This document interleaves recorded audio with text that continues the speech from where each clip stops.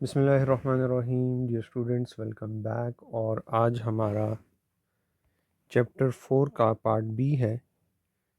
Part A में हमने बात की थी इंफॉर्मेशन की, डाटा की, गुड क्वालिटी इंफॉर्मेशन की, और उसके अलावा हमने कंप्यूटराइजेशन के क्या बेनिफिट्स हैं, स्प्रेडशीट क्या होता है, database and accounting packages,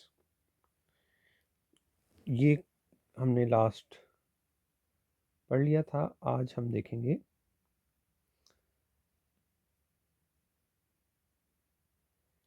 cloud computing से लेके हम आगे चलेंगे। Cloud computing, artificial intelligence, data, big data और ब्लॉकचेन एंड साइबर सिक्योरिटी। तो चलते हैं आज के टॉपिक के ऊपर।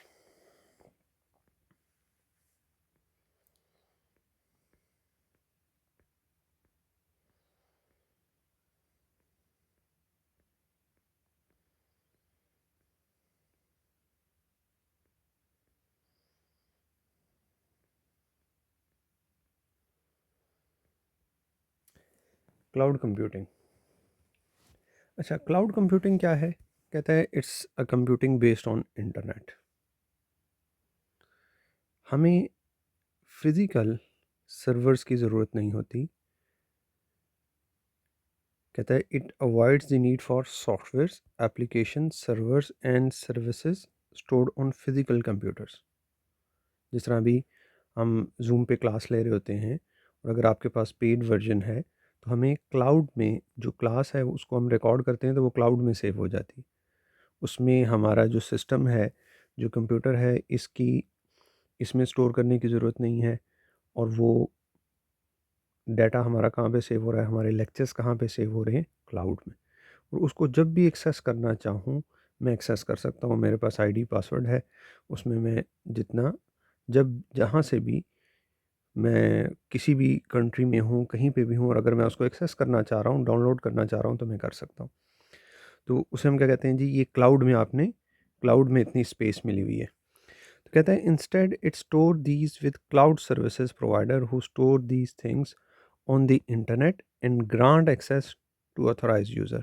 जिस तरह मैंने कहा कि मेरे पास क्या है, आईडी पासवर्ड है, तो मैं ऑथराइज यूज़र हूँ, तो मैं एक्सेस कहीं से भी थ्रू इंटरनेट ले सकता हूँ। ठीक है। फिर क्या जी? Cloud computing accounting software. Cloud computing accounting software is accounting software that is hosted on remote server. ठीक है। रिमोट सर्वर पे जो होगा वो क्या है? ऐसा अकाउंटिंग सॉफ्टवेयर जो रिमोट सर्वर पे हो। Cloud based accounting software work in essentially the same way as all other cloud-based software due to the information being stored in such a way that is always accessible. User can log in and perform accounting practices on any computer on the planet with an internet connection। देखो, अगर cloud based software है ना, तो आप कहीं से भी उसको एक्सेस कर सकते हैं। आपको फिज़िकली वो सॉफ्टवेयर, लेट्स सपोज आपके पास मोबाइल है, आप कोई ऐसी एप्लीकेशन जो आपके पास नहीं है आप वो यूज़ कर सकते हैं? नहीं। आपको सबसे पहले क्या करनी पड़ेगी? उसे डाउनलोड करना पड़ेगा। बट क्लाउड कंप्यूटिंग में क्या है कि आप इंटरनेट से अपने लॉगिन से वो सारी चीज़ें कर सकते हैं। आपके पास फिज़िकली आपके आपके पास वो सॉफ्टवेयर, वो एप्लीकेशन आपके कंप्यूटर में ना भी हो, स्टिल आप उसको एक्सेस कर सकते हैं। ये किसका फ़ीचर है? क्लाउड कंप्यूटिंग है। तो ये कहता है क्या है? Using cloud computing accounting software means that the business does not have to pay for, install, manage for protect software on individual machine। तो जब आप क्लाउड कंप्यूटिंग कर रहे होंगे तो फिर आपको अलहदा से ये सब कुछ इंस्टॉल करना, उसको मैनेज करना, प्रोटेक्ट करने की ज़रूरत नहीं होगी। अच्छा जी, अब इसके क्या फ़ायदे होते हैं? क्लाउड कंप्यूटिंग के क्या फ़ायदे हैं जी? Store and share data. Cloud services can offer store more data than traditional physical drives. हमें नहीं चाहिए, उससे ज़्यादा हमें डाटा स्टोर भी हो सकता है और इजीली एक्सेसिबल भी है। अब देखिए, लेट्स सपोज आपने आपका सिस्टम है ऑफिस में, उसमें डाटा पड़ा हुआ है, तो आपको ट्रैवल करना पड़ेगा, ऑफिस जाके आप देखेंगे। बट क्लाउड में है तो आप कहीं से भी एक्सेस कर सकते हैं। On demand self service. कहता है user can gain access to technology on demand. For example, every time you download an app from iTunes or the Play Store, you are downloading it from a cloud service where it is stored.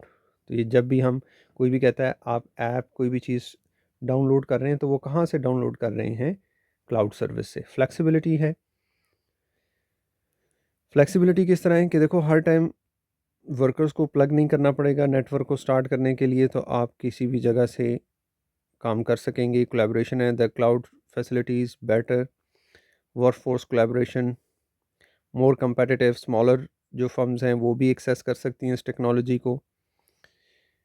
Easier scaling, scale करना आसान है क्योंकि ज़्यादा flexible है, आप size ज़्यादा कर सकते हैं। रिड्यूस मेंटेनेंस, क्योंकि आपके पास फिज़िकल नहीं है, रेगुलर आपको मेंटेनेंस नहीं चाहिए। जिस तरह आपका सॉफ्टवेयर या सिक्योरिटी होता है आपको उसको अपडेट करना पड़ता, तो वो सारी चीज़ें इससे बच जाती हैं। बैकअप करने की ज़रूरत नहीं है क्योंकि ऑलरेडी वहाँ पे कहाँ पे स्टोर हुआ है, क्लाउड में स्टोर हुआ है। डिज़ास्टर रिकवरी, कोई भी मसला होता है तो आप वहाँ से रिकवर कर सकते हैं, कोई मसला ही नहीं है, आप डाउनलोड कर सकते हैं अपना डाटा को। बेटर सिक्योरिटी, तो ये इसके सारे क्या हैं, बेनिफिट्स हैं, फीचर्स हैं। तो क्लाउड कंप्यूटिंग आपको समझ आ गई होगी। बहुत सारी ऑर्गेनाइजेशंस हैं जो ये सर्विसेज दे रही होती हैं। जिस तरह लोग आईफोन लेते हैं और वो कहते हैं जिसकी स्टोरेज कम है तो वो कुछ ना कुछ क्या ले लेते हैं, स्पेस ले लेते हैं। क्लाउड में इतनी आई क्लाउड इतनी स्पेस ले ली, इतनी जीबी और इतनी 1 TB तो 2 TB। अच्छा, फिर क्या कहता है जी, विच थ्री ऑफ द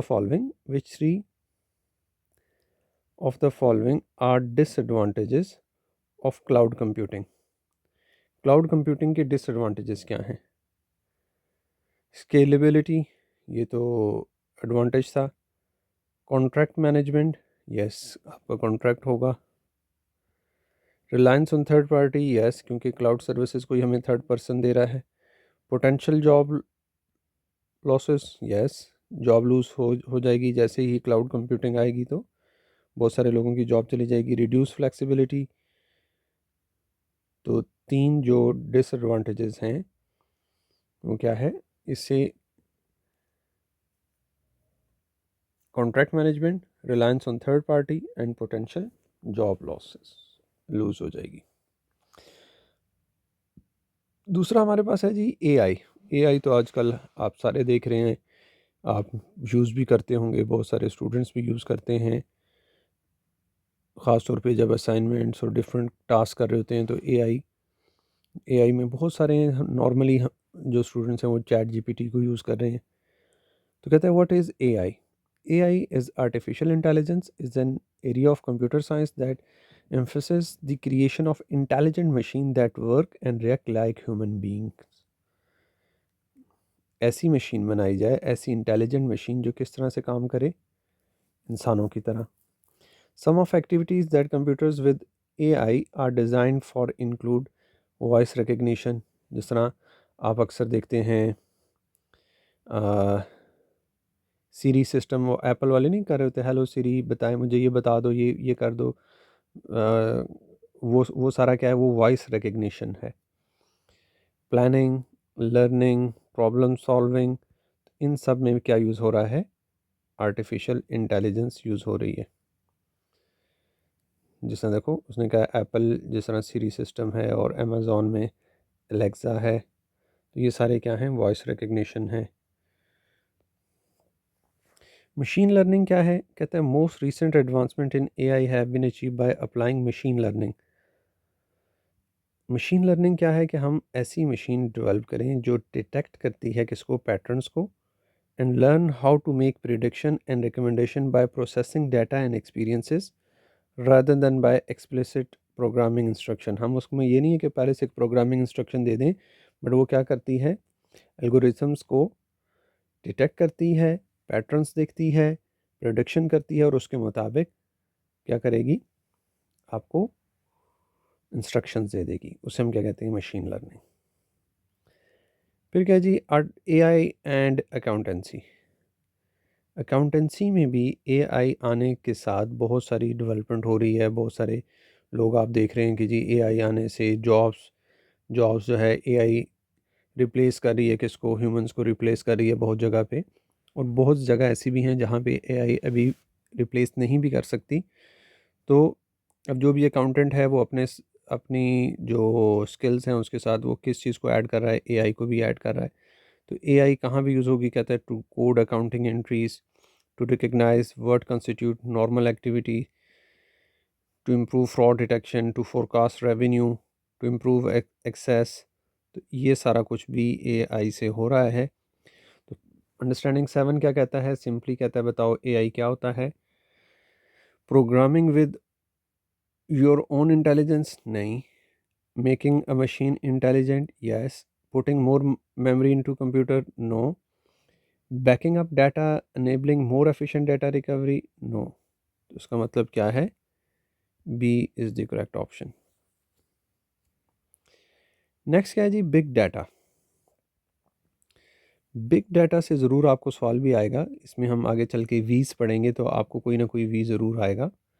तो बिग डाटा कहता है ये टर्म यूज़ की जाती है collection of data which is so large which that is it become difficult to store and process using traditional databases and data processing application, which is difficult to store and process using traditional databases and data processing application. Big data also include more than simply financial information and can involve other organizational data, both internal and external, which is often unstructured, social network traffic, web server logs, streamed audio content, banking transactions, web page histories and content, government documentation, financial market data. तो ये सारा data क्या है, big data में आएगा।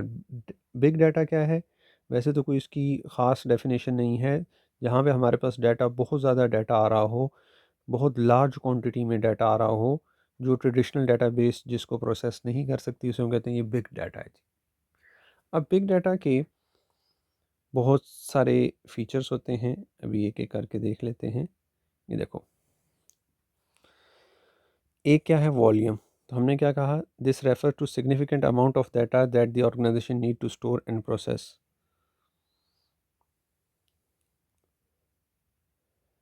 तो big data में सबसे पहले क्या होता है, वॉल्यूम बहुत ज़्यादा है। दूसरा वैरायटी, हर तरह का डाटा है, स्ट्रक्चर्ड, अनस्ट्रक्चर्ड। फिर वेलोसिटी, वेलोसिटी क्या है, speed. Data is likely to change on regular basis and needs to be continuously updated. ठीक है, volume, size, variety, different, different तरह के वैरायटी है। फिर वेलोसिटी, स्पीड, कितनी स्पीड से हमारे पास डाटा आ रहा है। फिर उसके बाद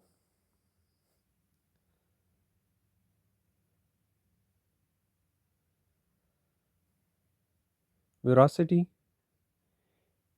एक्यूरेसी की बात करता है, ट्रूथफुलनेस की बात करता है। तो कहता है it is vital that organisation gather data that is accurate. ठीक है, और एक और वी भी होता है, वैल्यू। हमारा लिस्ट ने नहीं दिया हुआ, वैसे कितने वीज होते हैं, volume, volume, volume is large amount of data.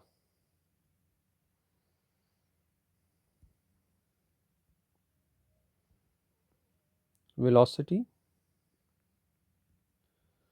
Speed of data.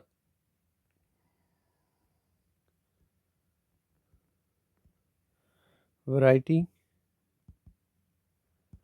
different types of data, structured, unstructured। फिर हमने देखा वेरासिटी,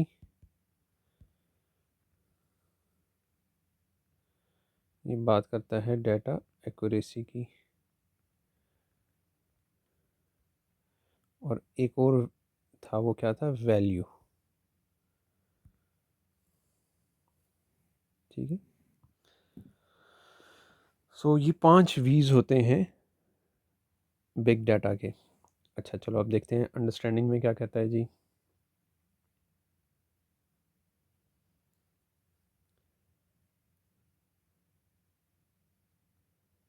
कहता है सारा has recently started looking at ways of gathering big data from her business She is concerned that some of the sources of data she has chosen are unreliable and may therefore lead her to inaccurate conclusion.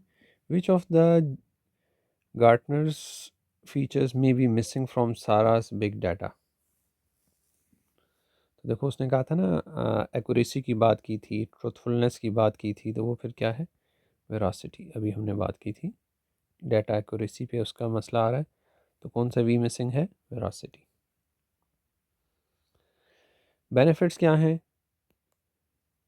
इससे हम innovation के लिए हम जब हमारे पास data आता है वहाँ से हम उसको हम प्रोसेस करके क्या कर सकते हैं? ज़्यादा बेटर डिसीजंस ले सकते हैं, इनोवेशन आ सकती है, कंपेटिटिव एडवांटेज आपको मिल सकता है, प्रोडक्टिविटी को आप इम्प्रूव कर सकते हैं बाय यूजिंग बिग डाटा।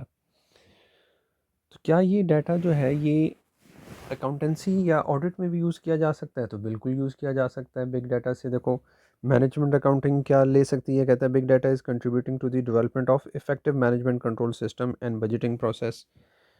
तो ये हमें कंट्रीब्यूट कर सकता है कि हमें कौन से मैनेजमेंट को कौन सा कंट्रोल सिस्टम, बजटिंग प्रोसेस कैसा होना चाहिए। फाइनेंशियल अकाउंटिंग में भी हमें प्रेडिक्ट करना फ्यूचर आउटकम्स को, ऑटोमेट नॉन रूटीन ट्रांजैक्शंस को ऑटोमेट करना, उसमें भी हेल्पफुल हो सकता है। इसी तरह रिपोर्टिंग के अंदर भी, ऑडिट के अंदर भी हमें हेल्प कर सकता है। आपको जस्ट बिग डाटा में 5 V's पता होने चाहिए कि 5 V's क्या हैं। फिर इसके बाद नेक्स्ट क्या है जी? Blockchain. Blockchain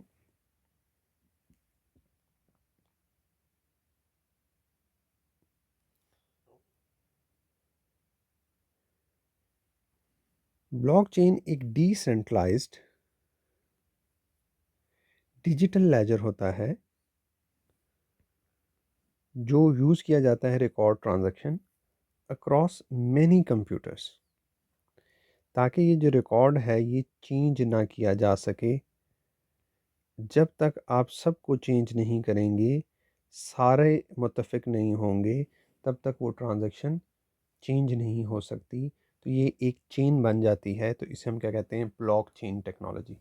blockchain is a decentralised digital ledger technology that record transaction across multiple computers in a way that prevents data tampering.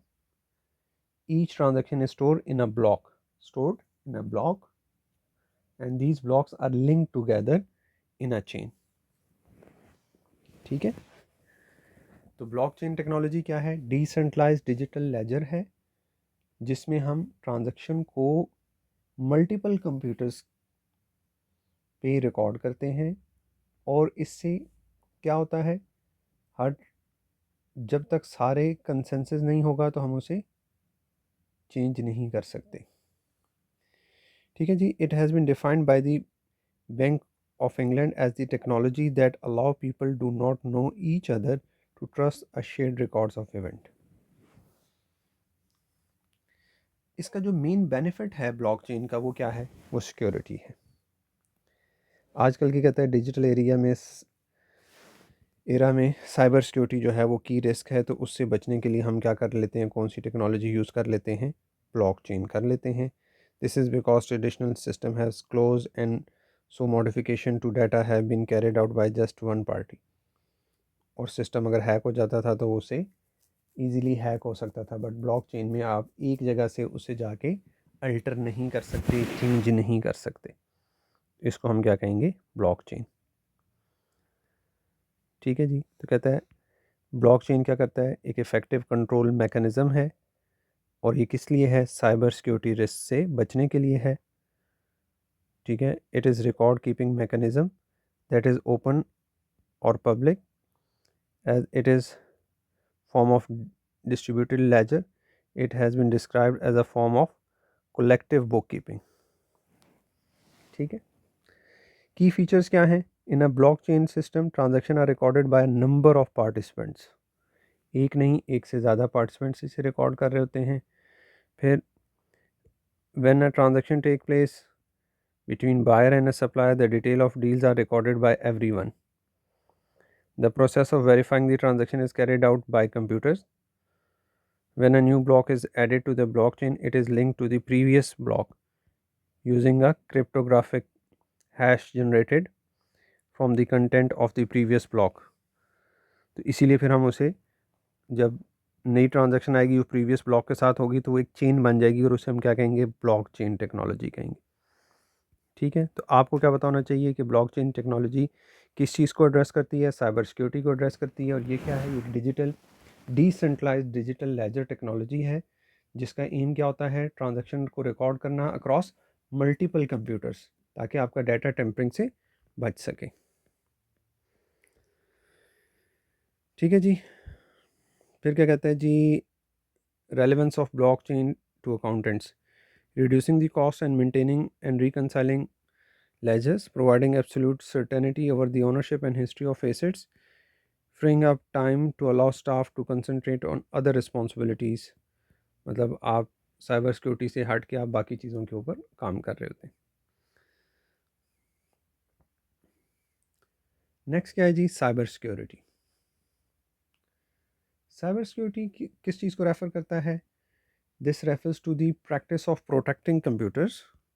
हमने क्या करना है, प्रोटेक्शन किसकी, कंप्यूटर्स की, नेटवर्क्स की, डाटा की, सिस्टम्स की, फ्रॉम साइबर थ्रेट्स।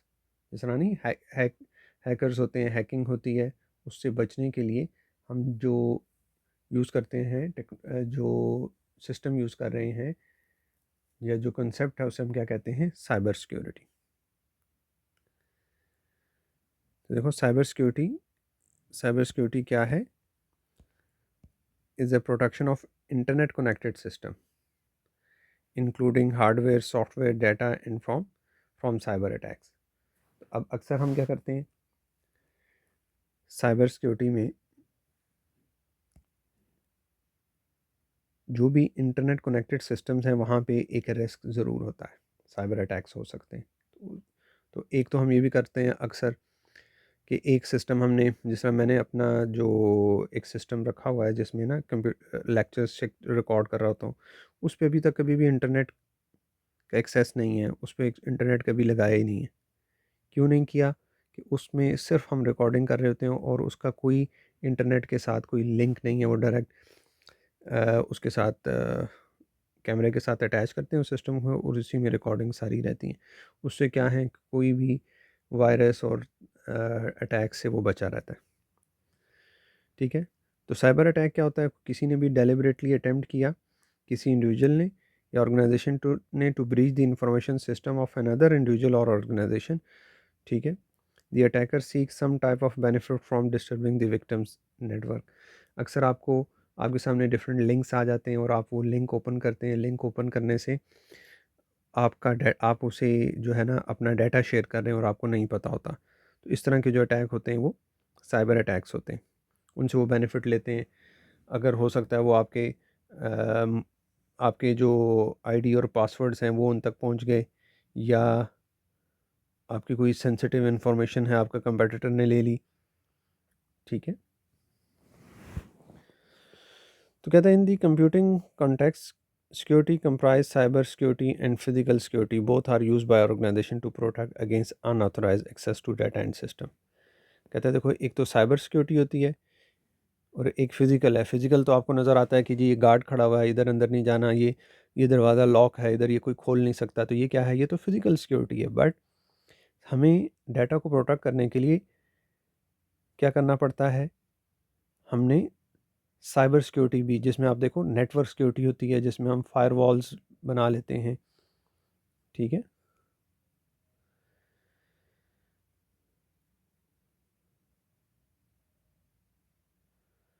अच्छा, की risk to data of cyber attacks.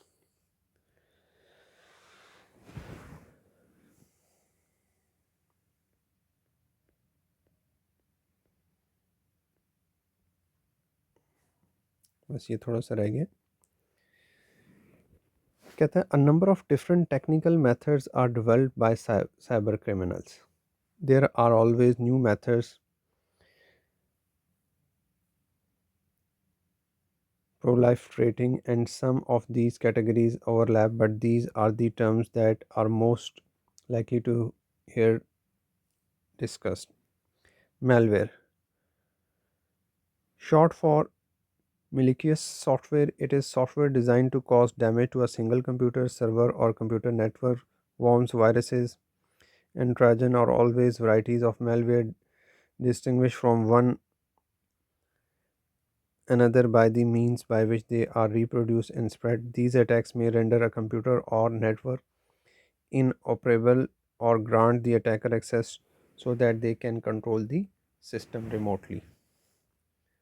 So malware क्या है? ये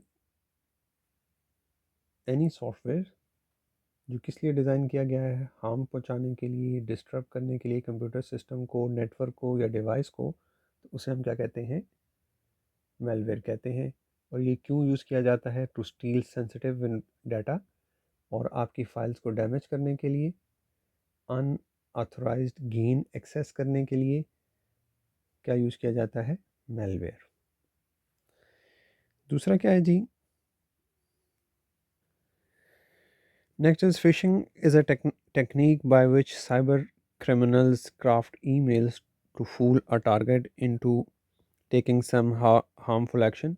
The recipient might be tricked into downloading malware that is distinguished as an important document, for example, or urged to click on a link that takes them to a fake website where they will be asked for sensitive information like अगर आपसे कोई link आया है और कोई email आई है और उस पर आप जाके क्लिक करते हैं और वो आपसे कह रहा है कि जी हमें आपका इम्पोर्टेंट डाटा चाहिए, लाइक आपको आप ये उन्होंने एक फ़ेक वेबसाइट बना दी और उसमें जाके आप आपका बैंक अकाउंट की डिटेल मांग रहे हैं, आपने वहाँ पे अपना आईडी और पासवर्ड पुट किया, तो वो क्योंकि वेबसाइट फ़ेक थी वो सारा डाटा जिसने साइबर अटैक किया था उस तक वो पहुँच गया और उसको वो यूज़ करते हुए आपके फंड्स निकाल सकता है। तो इसलिए जब भी आप अक्सर आपको बहुत सारी इस तरह की जो है ना वो मिल रही होती हैं इंस्ट्रक्शंस कि आप ये हमारी ऑफिशियल ईमेल है, इसके अलावा हमारी कोई ईमेल नहीं आएगी, ये हमारे ऑफिशियल नंबर्स हैं, इनके अलावा आपको कॉल नहीं आएगी, आप किसी भी ईमेल पे किसी पे भी ये अपने जो सेंसिटिव इंफॉर्मेशन है शेयर ना करें।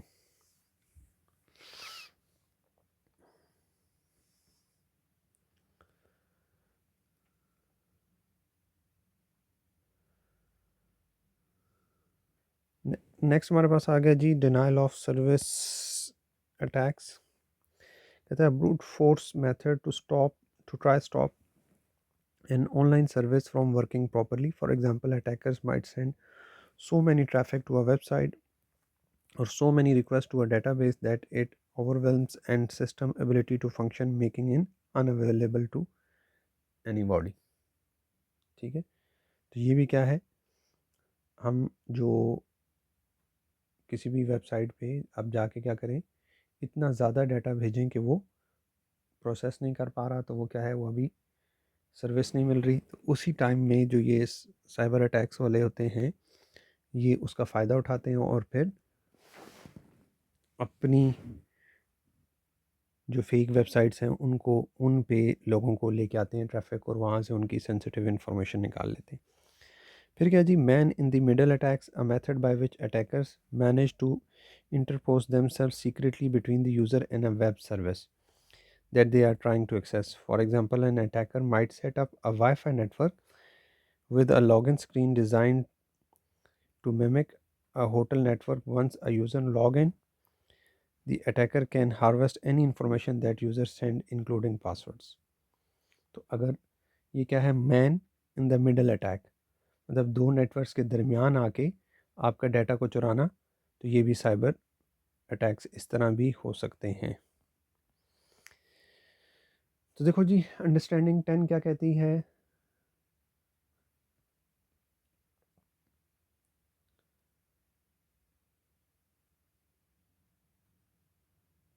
Which of the following is a common example of phishing attack? You receive an email from an auctioneers who you are already in contact with. They contain only a web link. You got an email that appear to be from your bank asking you to enter your account number and password, but the web address looks unfamiliar. You receive a text message claiming that you won a contest and asking you to click on the link. तो ये सारे किसके example हैं, phishing attack के example हैं। आपको email receive हो गई या आपको मैसेज रिसीव हो गया और इसमें ये सारे आपके। अच्छा जी, कहता है there are various method that can be use to keep data secure. Natural disaster से, जैसे फायर फ्लड, इसके लिए हम क्या करते हैं, हम बैकअप कर लेते हैं, ठीक है, अपनी इन्वायरमेंट को सही रखने की कोशिश करते हैं। लोकेशन बेहतर होती है, मतलब हम बेसमेंट में नहीं लेके जाएंगे। बेसमेंट में हमें पता है फ्लड आएगा तो सबसे पहले बेसमेंट में पानी आएगा, तो हमने फ़ायर प्रोसीजर बनाए होते हैं, फ़ायर अलार्म्स लगाए होते हैं ताकि हम उस टाइम में हम जो है अपने डाटा को सिक्योर कर सकें। स्टाफ को ट्रेनिंग दी होती है, इंश्योरेंस कवर लिया होता है। ये सारे क्या है, नेचुरल डिज़ास्टर से बचने के लिए। Malfunction of computer hardware और सॉफ्टवेयर, उसके लिए हम क्या करते हैं, नेटवर्क डिज़ाइन कर लेते हैं, बैकअप प्रोसीजर्स आ जाएंगे। वायरस के लिए हम क्या करेंगे, regular audits to check for unauthorised software, formal security procedures and policy and procedure. Virus softwares, hacker से बचने के लिए firewall, password and user name unauthorise access limit करेंगे, हर कोई उसको ना कर सके, ठीक है।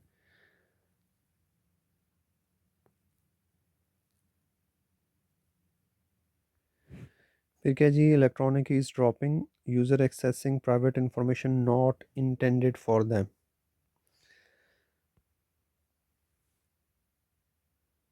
ये भी एक साइबर अटैक होता है जहाँ पे अनऑथराइज पर्सन क्या करता है, इंटरसेप्ट करता है और आपकी जो प्राइवेट कम्युनिकेशन हो रही है दो पार्टीज़ के दरमियान, उसको दरमियान में सुनने की कोशिश करता है। तो उसे हम क्या कहते हैं, sniffing, middle man in the middle attack, ठीक है। तो इसके लिए हम क्या कहते हैं, data encryption, passwords and users.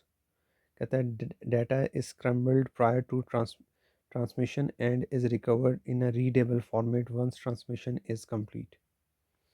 Human error, unintentional errors using computers and network, training देंगे ताकि ये एरर्स कम से कम हो। तो ये हमारा चैप्टर था जी, chapter 4।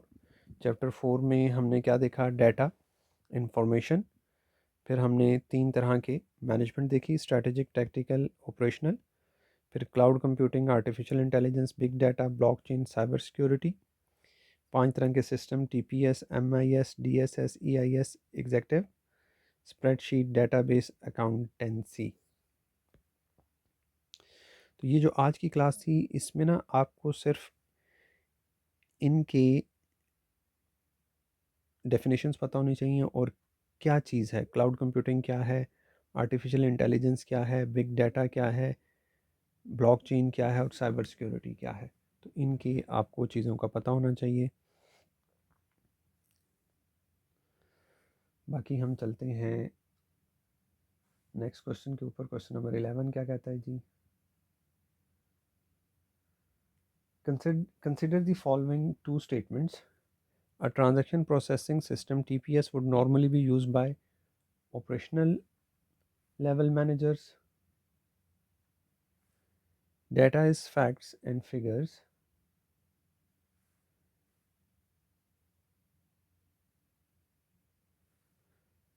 That have been processed in such a way that it has meaning to the user.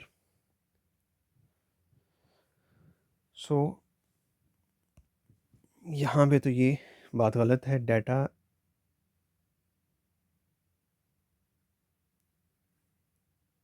Information अगर इधर होता तो ये बात ठीक होती, ये बात होगी गलत। A transaction process would normally be used by operational level manager. Yes, तो one only is correct. Next देखो क्या कहता है जी, a business has recently installed an information system that allow historical analysis of business result as well as creation of budgets and predict about future operations. Which type of information system has the business installed? तो ये होगा, future को भी predict कर रहा है, तो ये होगा MIS, मैनेजमेंट इंफॉर्मेशन सिस्टम। ये मैनेजमेंट इंफॉर्मेशन सिस्टम की डेफिनेशन है। 13 पे चलते हैं, क्या कहता है जी, जे NB PLC is a multinational retailer who is considering opening its first ever store in country B. JNB has no experience of trading in country B and is unsure whether consumer will choose to shop in a store or what the reaction of existing retailer in country B will be to its entry. What type of information system could JNP use to help it choose whether to open the new store or not? तो देखो, जहाँ हमने कहा था uncertainty ज़्यादा होगी, complex decision होगा, ठीक है, हमने कहा था ना स्ट्रक्चर्ड या अनस्ट्रक्चर्ड डिसीजंस हों, तो वहाँ पे हम क्या यूज़ करते हैं, डिसीजन सपोर्ट सिस्टम यूज़ करते हैं। फिर क्या कहते हैं जी, James has to analyze the historical results for his business over the last 10 years. He wishes to represent the information using a series of graphs that he can show to potential investors. Which software application would be more appropriate? So spreadsheet, जहाँ पे आपके पास ज़्यादा numbers आ गए तो वहाँ पे हम क्या यूज़ करते हैं, स्प्रेडशीट।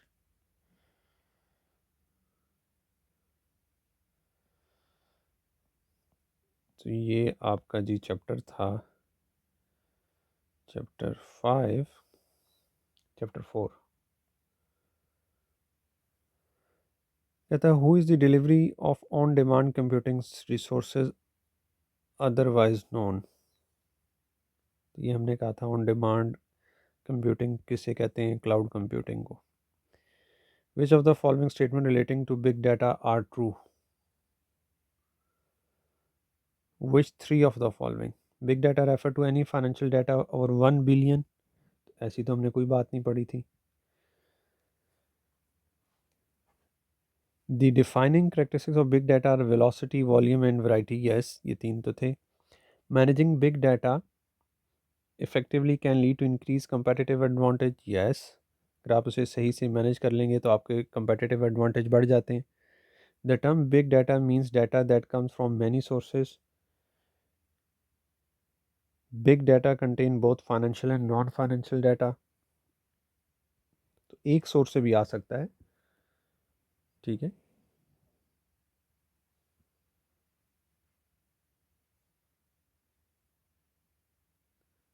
तो ये हमारे पास था चैप्टर 4। तो उम्मीद है आपको ये चैप्टर समझ आ गया होगा। इंशाल्लाह नेक्स्ट हम फिर चैप्टर 5 और सो ऑन आगे चलते रहेंगे।